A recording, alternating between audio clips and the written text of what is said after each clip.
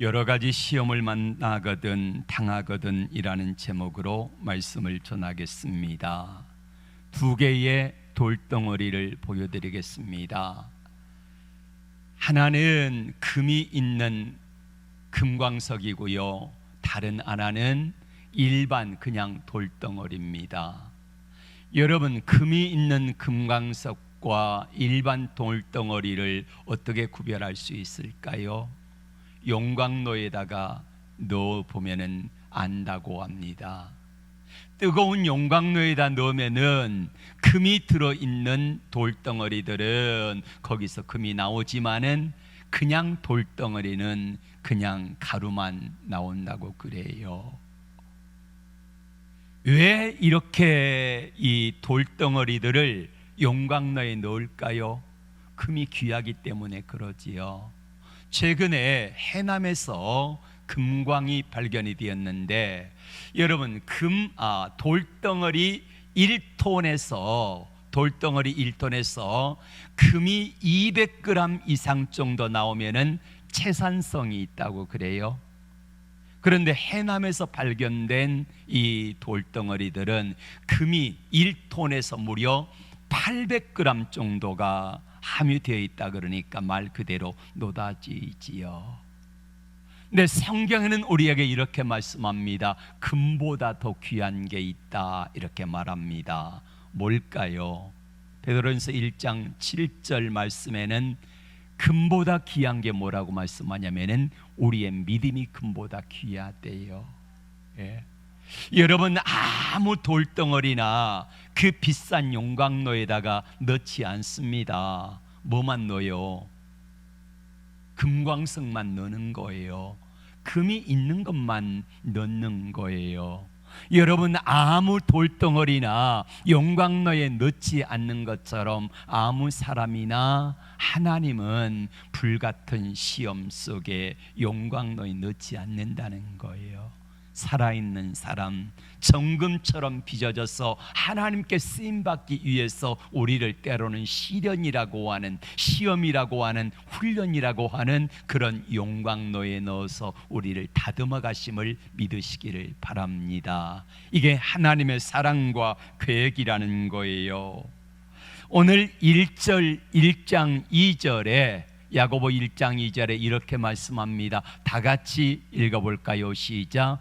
내 형제들아, 너희가 여러 가지 시험을 당하거든 온전히 기쁘게 여기라. 아멘. 여러 가지 시험이 있다는 것입니다. 여러 가지 시험이 있다. 시험을 당한다라고 말을 합니다. 여러분, 시험 당하다, 시험에 빠지다의 차이가 뭔 줄 아십니까? 구분할 수 있을까요? 시험을 당하다, 시험에 빠지다. 당하다는 것은 우리 예를 들어서 요셉을 예를 들어 설명을 해봅시다. 요셉이 형들에게 팔렸습니다. 당한 겁니까? 빠진 겁니까? 당한 겁니다. 내 힘으로 어찌할 수 없는 건 당하는 거예요. 형들이 팔아버린데 내가 어떻게 할 수 있습니까? 아무리 발버둥 치고 살려달라고 애원을 형들이 팔아버리는데 당할 수가 없지요. 요셉이 시험을 당한 겁니다. 보디발의 아내가 일방적으로 유혹을 해서 안 되니까 요셉을 감옥에 집어넣습니다. 당한 겁니까? 빠진 겁니까? 당한 겁니다. 근데 요셉은 그 시험에 빠지지 않았습니다.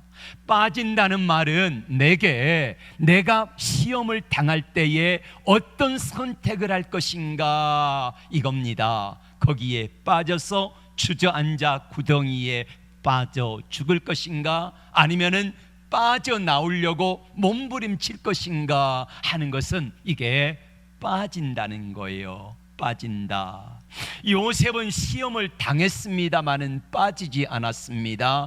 형제들에게 팔리는 시험을 당했습니다마는 나중에 그 형제들을 용서함으로 시험에 빠지지 않아요. 보디발의 아내가 유혹을 했습니다. 시험을 당했습니다. 그런데 자기 몸을 그 시험에다가 내던져서 빠지지 않았다는 것입니다. 세상 모든 사람들 누구에게나 올 수 있는 것이 시험을 당하는 겁니다. 다 당할 수 있어요. 왜냐? 자연스럽게 내 힘과 내 능력으로 어떻게 할 수 없는 거기 때문에 그래요. 여러분, 이번에 물난리가 났지 않습니까? 이거는 내 힘과 내 능력으로 어찌할 수 없어요. 당하는 겁니다. 자, 시험에 당할 때에 모든 사람이 다 시험을 당하지만은 모든 사람이 그렇다 그래서 시험에 빠지지는 않는다는 거지요. 일부는 빠질 수도 있지만은 일부는 그 시험을 적극적으로 거슬러서 빠져나오려고 애를 쓰는 사람들이 있기 때문입니다. 시험의 깊은 구덩이에 빠지면은 어떻게 해야 할까요? 시험을 당하거든 우리 어떻게 해야 됩니까? 구덩이에 빠지면은 누군가의 도우심을 구해야 되겠지요. 네. 누군가의 도움을 구해야 됩니다. 다윗도 성경에 나와 있는 수많은 믿음의 사람들도 시험을 당합니다. 그러나 성경을 자세히 읽어보세요. 모두가 다 시험을 당하지만은 다 빠지지는 않았다는 것입니다. 시편 37편에 보면은 다윗이 시험을 당하는데 빠질 뻔했습니다. 넘어질 뻔했습니다. 미끄러질 뻔했습니다. 시편 73편에 보면은 아삽이라고 하는 사람이 나오는데 아삽도 역시 마찬가지로 세상의 불의 속에서 이런 고민을 한 거잖아요. 나는 믿음으로 살아가는데 하나님께서 나를 믿음으로 내가 살아가려고 애를 쓰면 도와주셔야 맞지요, 그지요? 근데 하나님이 안 도와주시는 것 같아요. 근데 저 악한 사람은 하나님이 없다 하고 온갖 죄와 악을 저지르며 살아가는데도요 잘 되는 모습을 보면서 다윗도 아삽도 시험에 빠질 뻔했다는 거예요. 넘어질 뻔했다는 거예요. 미끄러질 뻔했습니다. 그러나 거기에 함몰되지는 않았다는 거지요. 구덩이 속에 빠져가지고 자빠지고 넘어지지는 않았다는 것입니다. 성경에 나와 있는 믿음의 사람들의 고민이 바로 그겁니다. 왜 나에게 이런 일이 생기나? 내가 기도하는데 하나님을 믿고 기도하기에 하나님이 내게 이런 일을 당할 것을 하나님이 아시잖아요. 아시면은 미리서 좀 건져주면은 안 되시나? 하나님이 내 기도에 응답하셔서 나를 좀 막아주시고 시험도 피할 길을 예비하시고 도와주시고 시험이 가져오는 사람들이 멀리 도망가게 하시고 이렇게 하셔서 내게 어려움이 없도록 도와주시면 안 되나? 이게 성경에 나와 있는 믿음의 사람들의 똑같은 우리의 고민이었다는 것입니다. 그래서 시험에 빠지는 사람들이 많이 나와요. 시험에 빠져요. 다윗은 미움 받을 만한 특별한 일을 한 일이 없습니다. 그런데 장인 사울과 그의 신하들이 다윗을 미워합니다. 다윗을 죽이려고 해요. 참 힘들었습니다. 이 상황 가운데 다윗이 미끄러질 뻔했습니다. 시험에 빠질 뻔했습니다. 그러나 하나님 앞에 그는 도우심을 구하며 그 어려움을 이겨내고 있습니다. 어떻게 해결해요? 다윗이 어떻게 해결하는가? 성경에 나와 있는 먼저 우리와 똑같은 시험을 당한 사람들이 어떻게 이 문제를 이겼는가? 시험 문제를 내면은 답이 있어요, 없어요? 대답 좀 해보세요. 답이 있어요, 없어요? 답이 있어요. 해답이 있다는 거예요. 그러면 우리가 성경의 수많은 사람들이 시험을 당하였고 그 시험 문제를 풀어갔던 사람들이 믿음의 선배들이 나오잖아요. 그러면은 그분들이 어떻게 시험 문제를 풀었는가를 보면은 우리도 어떻게 풀어가면 되겠다 하는 답이 나오지 않습니까? 누구에게 도움을 구해야 합니까? 다윗은 시편 23편 4절에서 이렇게 고백합니다. 말씀을 같이 볼까요? 내가 사망의 음침한 골짜기를 다닐지라도 해를 두려워하지 않을 것은, 이렇게 고백했습니다. 사망의 음침한 골짜기 있습니다. 누구에게나 올 수 있어요. 그런데 이 사망의 음침한 골짜기를 다닌다 해도 어렵지 않습니다. 힘들지 않습니다. 이게 아닙니다. 다윗이 사망의 음침한 골짜기를 다닐 때 어려웠어요. 힘들었어요. 우리와 똑같은 고백을 할 수밖에 없어요. 그러나 다윗은 이 고백을 하잖아요. 두려워하지 않는다. 이 말은 무슨 말입니까? 시험을 당하지만은 뭐하지 않는다? 거기에 빠지지 않는다. 이 고백을 한 거예요. 왜 내가 두려워하지 않는다는 것입니까? 왜 다윗이 시험을 당하지만은 거기 빠지지 아니하고 내가 두려워하지 않는다고 고백해요? 여호와는 나의 목자시니까. 하나님이 나의 목자가 되셔서 하나님이 나를 돌보시는 목자고 나는 그분의 어린 양이기 때문에 푸른 풀과 쉴 만한 물가로 반드시 인도하시기 때문인 것입니다. 이걸 믿는 믿음이 있기를 여러분에게 주의 이름으로 축복합니다. 우리는 시험을 당할 때요, 피할 수 없어요. 내 힘과 내 능력으로 그걸 감당할 수 없다는 것입니다. 그리고 시험의 강도를 약하게 할 수도 없어요. 당하는 것인데 어떡합니까? 내가 조절할 수 없는 것을 어떡합니까? 여러분, 내가 조절할 수 없으면 어떻게 해야 됩니까? 자, 조절할 수 없을 때에 단지 우리는 닥친 일에 대해서, 만난 일에 대해서 시험에 빠지거나 아니면 자빠지거나 구덩이 속에 빠져가지고 헤어나지 못하거나, 이 둘 중에 하나를 우리는 선택을 해야 합니다. 여러분은 어떤 길을 선택하고 싶으십니까? 오늘 야고보 1장 2절 3절 본문에 이렇게 말씀합니다. 우리 한번 다 같이 앞을 보시고 큰 소리로 읽어주시길 바랍니다. 시작. 내 형제들아, 너희가 여러 가지 시험을 당하거든 이는 너희 믿음의 시련이 인내를 만들어내는 줄 너희가 알미라. 무슨 말이냐면은 금광석처럼 용광로와 같은 믿음의 시련을 가져다 주지만은 나중에는 뭘 만들어낸다고요? 인내를 만들어내서 정금처럼 하나님이 우리를 빚으시기 위함임을 믿으시기를 바랍니다. 성경에 나오는 믿음의 사람들이 바로 이 시험의 문을 통과했습니다. 시험을 받으면서 강하여지고요, 시험을 받으면서 온전해지고요, 시험을 당하면서 깨끗하고 정결한 모습으로 주님의 신부가 되어지는 것입니다. 그래서 하나님께서는 우리에게 시험을 당하지만은 거기에 빠지지 않도록 하나님이 나의 곁에서 도와주러 준비하고 계심을 믿음으로 바라보시기를 바랍니다. 그리고 그분에게 도움의 손길을 내미시기를 바랍니다. 여러분, 강한 군인은요, 사무실에서 만들어지지 않습니다. 강한 군인은 어디서 만들어져요?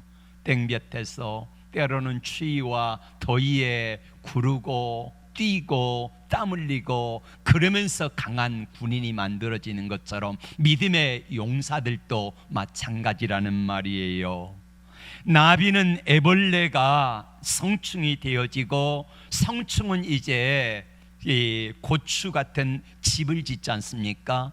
그리고 고추에서 나와가지고 애벌레가 되어지는 과정에서 이제 고추에서 나와서 나비가 되어져서 날아가지 않습니까?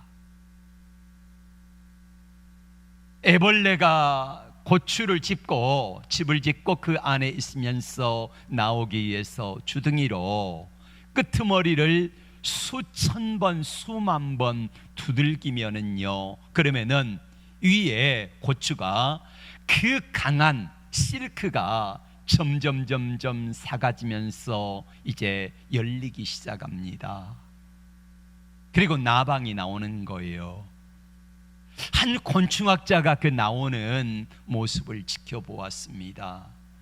수천만 번, 수십만 번 두드리고 그러는데 너무 안타까워서 가위로 그 고추에 그 애벌레 고추를 잘라줬습니다.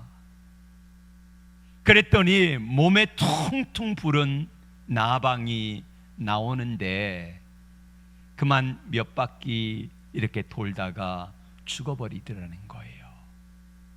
나중에 곤충학자가 이제 안 게 뭐냐면은 애벌레가 들어가서 집을 짓고 그 집을 수천 번, 만 번 두들기는 가운데 날개가 점점 마르고요, 힘이 생기고 그리고 몸이 점점 성숙해진다는 이 사실을 간과한 거예요.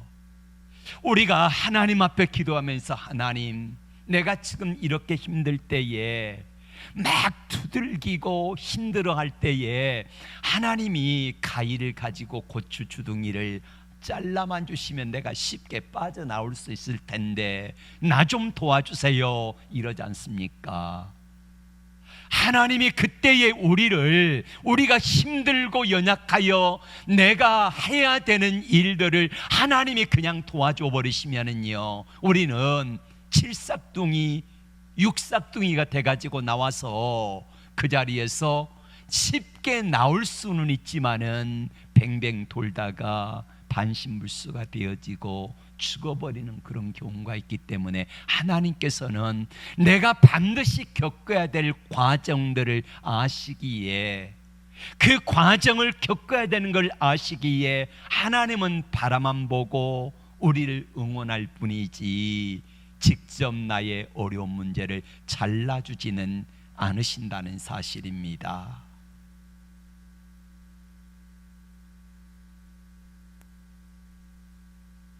로마서 8장 28절에 이렇게 말씀합니다. 우리가 알거니와 하나님을 사랑하는 자 곧 그 뜻대로 부르심을 입은 자들에게는 모든 것이 합력하여 선을 이루느니라, 이렇게 말씀을 하고 계십니다. 여러분, 하나님 사랑하십니까? 하나님을 믿습니까?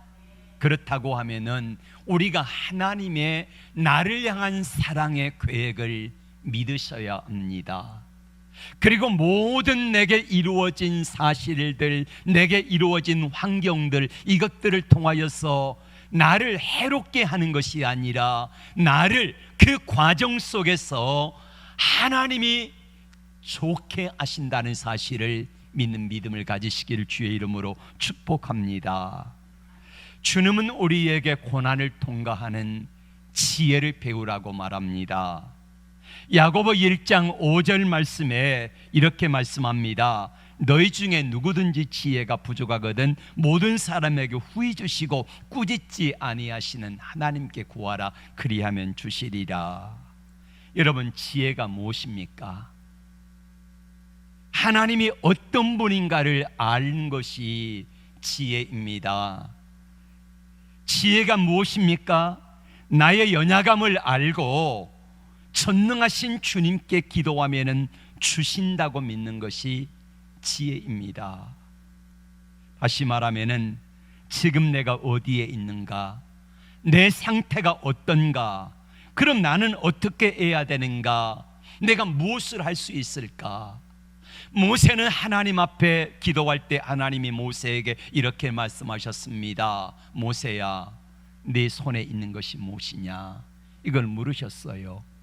네 손에 있는 것이 무엇이냐? 너의 상태를 알라는 것입니다. 여러분, 우리가 지금 내 상태가 강도 만나 죽어가는 사람임에도 불구하고 내 상태를 파악하지 못하는 사람들이 너무 많아요. 지금 내 상태가 두들겨 맞아서 강도 만난 내 영혼이 죽어감에도 불구하고 내가 죽어간다는 사실을 알지 못하는 것처럼 어려운 사람이 어디가 있겠습니까? 요나가 불순종하여 하나님의 풍랑을 만나가지고 풍랑 속에 던져졌을 때에 하나님은 요나를 살리기 위하여서 물고기를 통해서 삼켰습니다. 요나가 물고기 뱃속에 들어 앉아 있다는 사실을 깨달아야 돼요. 내가 지금 물고기 뱃속에 들어가 있다는 사실을 알아야 된다는 거예요. 근데 내가 상태가 지금 물고기 뱃속에 있는지 아니면은 강도 만나 죽어가는 사람인지 아니면은 탕자처럼 아버지에게 재산의 분깃을 달라 해가지고 허랑방탕하게 다 가가지고 장기와 함께 먹어버리고 마셔버리고 그렇게 해서 지금 이 둘째 아들의 상태가 어떤 상태가 있어요? 돼지 치고 있잖아요. 유대인들은 돼지를 싫어합니다. 부정한 동물이라 그래서 치지 않습니다. 그런데 지금 둘째 아들이, 유대인인 이 아들이 어떤 상태가 있어요? 돼지를 치고 있습니다. 먹을 걸 돼지와 경쟁해야 돼요.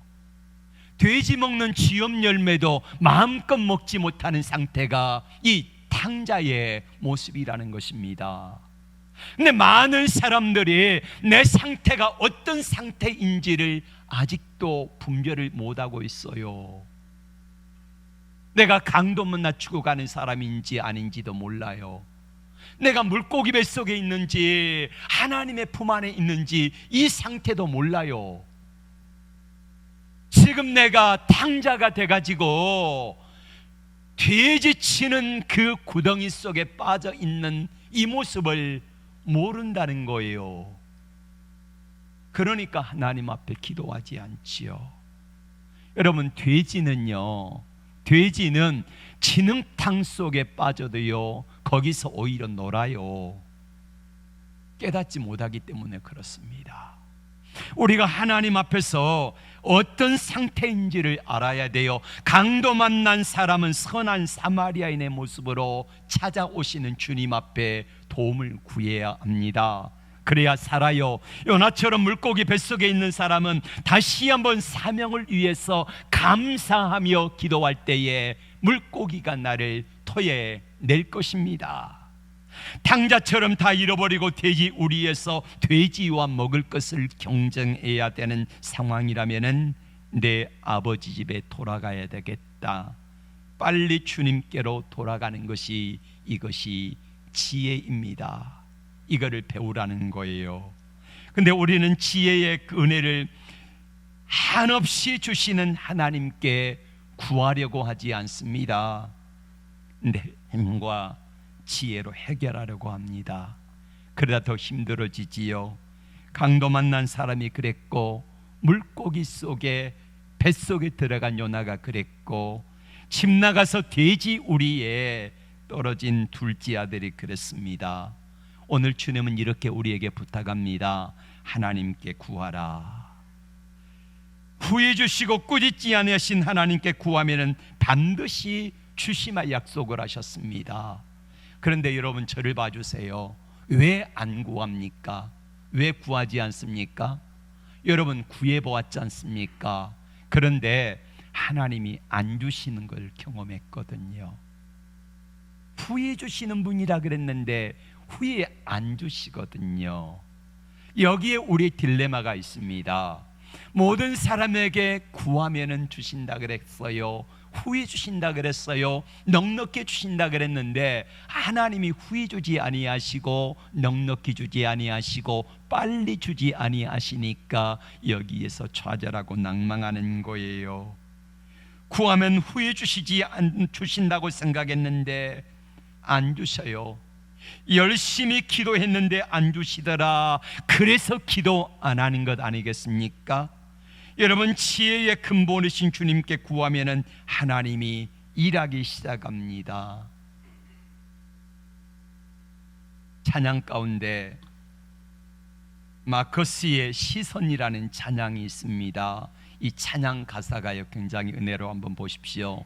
내게로부터 눈을 들어 주를 보기 시작할 때, 나를 바라보던 눈이 이제는 주님을 바라보기 시작할 때에 주의 일을 보겠네. 내 작은 마음 돌이키사 하늘의 꿈 꾸게 하네. 언제 주님을 볼 때 모든 시선을 주님께 드리고 살아계신 하나님을 느낄 때 내 삶은 비로소 주님의 역사가 되고 주님이 그때부터 일하기 시작하네 라는 고백을 하고 있습니다. 언제 일하십니까? 주님은 쉬지 않고 일하고 계심을 믿습니까? 그런데 여러분, 우리가 기도해도요, 우리 주님의 응답이 없는 까닭이 뭡니까? 기도의 분량이 차기까지 주님은 기다리시는 거예요. 여러분, 물에 컵이 있잖아요. 컵에 물이 있는데 이 컵에 지금은 제가 몇 모금 마셨기 때문에 이 물이 넘치지가 않아요. 언제 넘칩니까?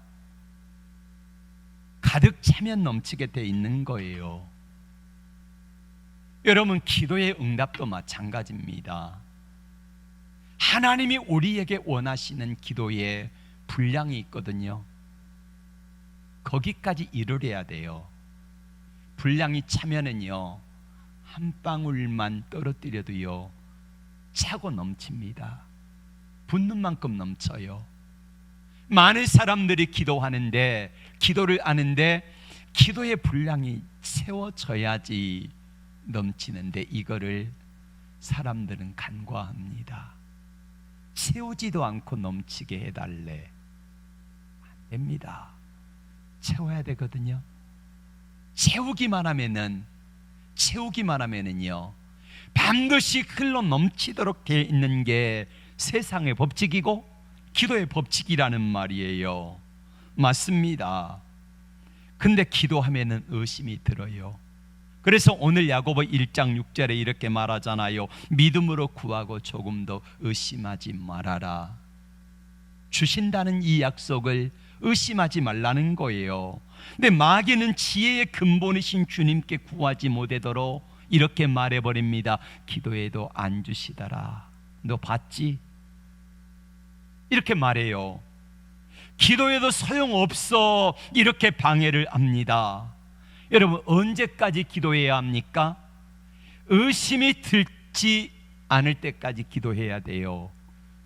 여러분, 기도하면은요, 기도해도 소용없어, 기도해도 안 주시오 라는 의심이 자꾸 마귀가 가져다 줘요.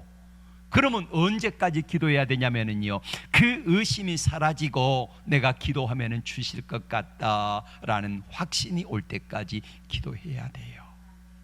그러면은요, 그때부터 기도의 분량이 차면은 이제 넘치게 되어 있어요. 바람에 밀려 요동하는 물결처럼 내 마음이 왔다 갔다 합니다. 하나님이 주실 것 같다가 안 주실 것 같다가 주실 것 같다가 안 주실 것 같다가 이렇게 바람에 왔다 갔다만 하지 이게 넘치지가 않아요. 그런데 여러분, 어느 순간에 넘치는 순간이 있지 않습니까? 이것처럼 하나님의 기도 응답도 마찬가지라는 말이에요. 의심이 들 때에도 두 마음을 품어 정함이 없는 자가 되지 말고 한 마음, 어떤 마음이요? 반드시 주실 것이다. 할렐루야. 이 한 마음이 들 때까지 기도하시기를 바랍니다. 그러면 반드시 주신다는 거예요. 여러분, 주님이 주시는데 어떤 걸 주신다고 말씀합니까? 좋은 것 주신다 약속하십니다. 내가 약할 때 주님은 성령을 보내주셔서 기도할 힘을 주시고 이길 수 있는 힘을 주시고 믿을 수 있는 힘을 주실 것입니다. 그때까지 기도하세요. 예. 여러분, 요즘에 많이 덥잖아요. 잠도 안 오고 그렇습니다. 그때 여러분, 그냥 억지로 주무시려고 하지 말고요, 잠이 안 오면은요 그냥 앉아서 무릎 꿇어 기도하세요. 예. 나는 너무 잠이 잘 온다, 그런 분들은 또 푹 주무시고요. 예. 그래서 하나님 앞에 하나님이 일하시기 시작하도록 그분을 바라보고 그분을 주목하고 그분을 의지하면서 믿음으로 하나님께 나가는 게 이게 지혜라는 거예요. 그 하나님께 구하라. 건강을 잃어서 고통 중에 계신 분들이 많습니다. 건강했던 시간들을 생각하면서 감사해 보시기를 바랍니다. 예전에 건강했던 모습들 하나님이 주셨는데 참 감사합니다. 다시 한번 내게 기회를 주셔서 예전의 모습처럼 그렇게 행복하게 감사하게 살 수 있는 은혜를 부어주세요 라고 기도해 보지 않겠습니까? 아픈 사람의 마음은 아픈 사람만이 이해할 수 있습니다. 존 밀턴은 시력을 잃은 후에 신라곤이라고 하는 걸작을 남겼지 않습니까?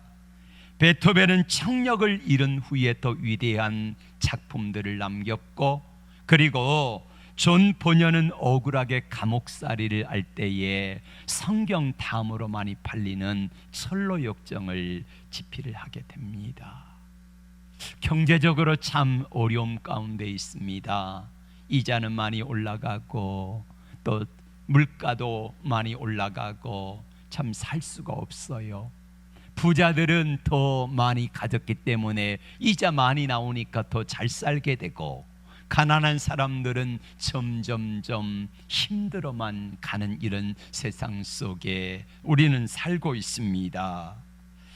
이런 어려움 가운데 살아가는 여러분, 세상에 그동안에 어려웠던 적이 없던 때가 몇 번이나 있었을까요? 우리는 다 같이 어려움을 이겨나왔습니다. 예전에 우리 부모님 세대들은 보릿고개를 지나오셨잖아요. 보릿고개는 너무 못 먹어가지고 춘궁기에, 그러니까 봄철에 먹을 게 없으니까 그때에 풀뿌리, 나무, 여러분 소나무 껍질 벗겨가지고 거기에 뭡니까 이걸 뭐라 그러죠? 송진 말고 소나무 껍질을 벗겨가지고 그 안에 있는 거 긁어 먹었잖아요. 이걸 긁어 먹으면은요, 이게 워낙 뭡니까 섬유질이 많으니까 이게 밑에서 화장실을 가면은 안 나와요. 그러니까 화장실을 한번 보려면 어떡합니까? 그래서 똥구멍이 찢어질 정도로 가난하다, 이런 말이 있었어요. 여러분, 그런 시절도 겪었는데, 여러분 아침, 점심, 저녁 다 굶은 분 계십니까? 없잖아요. 요즘 쌀이 남아 돌아요. 우리는 먹을 게 없다 그러면은요, 목사님 쌀 한 포만 사주세요. 그러면요, 제가 평생이라도 여러분 집에 쌀 댈게요. 그런 분 없어요 지금. 그렇다고 하면은 예전에 못 먹어가지고 그 힘들었던 때를 생각하면은 우리가 조금 힘들고 어려워도 견딜 수 있잖아요. 감사할 수 있잖아요. 예, 이게 지혜라는 거예요. 하나님 앞에 지혜를 배우는 것입니다. 많은 사람들이 이렇게 말합니다. 힘들어 죽겠다, 안 된다, 못한다, 때려치우자, 이런 말은 하지 말자는 거예요. 대신에 할 수 있다 해보자. 사방이 막혔어도 나는 일어난다. 하나님은 내 편이시다. 할렐루야. 믿음의 말을 할 수 있기를 바랍니다. 여러분, 설교가 뭐라고 생각하십니까? 설교, 말의 DNA를 바꾸는 겁니다. 우리 몸에는 DNA가 있잖아요. 각 사람마다 세포 DNA 배열이 다 있습니다. 근데 이게 DNA가요, 여러분 남성과 여성의 DNA가 다른 거 아시잖아요. 이 DNA를요 바꾸면은 성별이 달라집니다. 이것처럼 말에도, 우리 말에도 DNA가 있어요. 부정적인 DNA를 가진 말이 있고요, 긍정적인 말의 DNA가 분명히 있다는 것입니다. 그래서 설교가 뭐라고 생각하면 저는 이렇게 생각합니다. 여러분이 부정적인 언어를 사용하는 사람들이 하나님의 말씀을 자꾸 들려주고 그러면서 이 부정적인 언어가 바뀌도록 도와주는 게 설교라고 생각을 합니다. 어떤 분은 일만 열면은요 부정적인 말을 쏟아내는 분들이 있어요. 왜 그러냐면은 부정적인 DNA가 더 많기 때문에 그래요. 그러면 그 부정적인 DNA를 조금씩 줄여가면 어떡하겠습니까? 그러면은 긍정적인 DNA가 많으면은 말이, 언어가 바뀌어지지 않겠습니까? 우리 속담에 다 된 밥에 재 뿌리기라는 말이 있습니다. 밥이 다 됐는데 재를 뿌려가지고 못 먹는다는 말이에요. 하나님은 우리를 축복하시기를 원하시는데, 하나님은 나를 바라보시고 내 기도에 응답하기를 원하시는데, 다 된 밥에 재 뿌리는, 이렇게 말합니다. 하나님 믿어도 소용없어. 이런 말 하지 않기를 바랍니다. 재 뿌리지 마시기를 바랍니다. 주님은 해보자 그런데 나는 안 된대요. 주님은 넌 할 수 있어, 그런데 나는 할 수 없어, 이렇게 말을 해요. 주님이 이제 시작이다, 그런데 나는 끝났어, 이렇게 말합니다. 하지 말자는 거예요. 우리가 말의 DNA를 좀 바꿔보자는 것입니다. 마귀가 가져다주는 부정적인 말의 DNA를 좀 바꿔보세요. 세상 사람들도 그러잖아요. 칭찬은 고래도 춤추게 한다잖아요. 긍정적인 DNA를 주니까, 자꾸 칭찬하니까 고래가 춤을 추잖아요. 돌고래가 쇼를 하잖아요. 세상 원리도, 동물도 그러는데, 여러분의 눈이 바뀌어야, 그러면은요 우리 말의 DNA가 바뀌어야 합니다. 말이 바뀌어지면은 마음이 바뀌어지고요, 생각이 바뀌어지고, 그러면은 주님은 그런 여러분들을 시험 당할 때에 이길 수 있는 힘을 주시고 온전히 기쁘게 여길 수 있는 능력을 부어주셔서 넉넉하게 승리하게 하실 것을 믿습니다. 다시 한번 오늘 2절에서 4절 말씀 한번 같이 큰 소리로 읽어보겠습니다. 시작. 내 형제들아, 너희가 여러 가지 시험을 당하거든 온전히 기쁘게 여기라. 이는 너희 믿음의 시련이 인내를 만들어낸 줄 너희가 알미라. 인내를 온전히 이루라. 이는 너희로 온전하고 구비하여 조금도 부족함이 없게 하려 함이라. 아멘. 그러면은요 두려움이 변하여 기도가 되어지고요, 한숨이 변하여 찬송이 되어지는 은혜를 주님이 부어 주실 것입니다. 기도합니다.